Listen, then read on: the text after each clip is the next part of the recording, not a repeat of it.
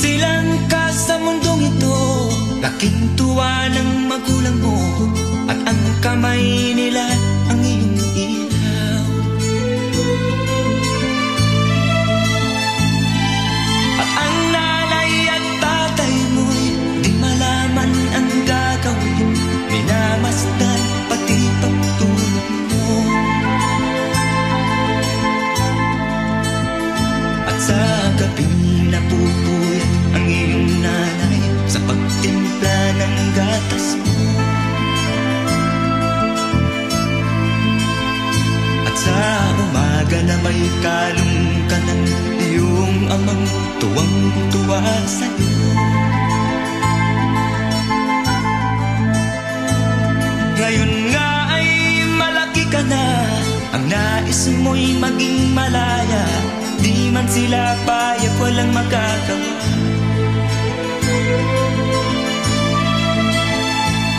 Ikaw nga ay biglang nagbago, naging matigas ang iyong ulo, at ang payo nila'y sinuway mo. Di mo man lang inisip na ang kanilang ginagawa'y para sa'yo. Pagkat ang nais mo'y masundot ang layaw mo, di mo sila pinapansin.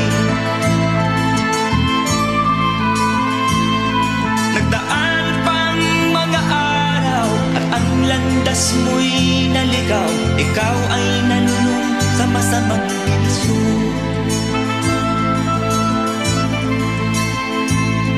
At ang una mong nilapitan, ang iyong inang lumuluha, at ang tanong, anak, ba't ka nagkaganyan? At ang iyong mga matay biglang lumuha nang di mo napapansin.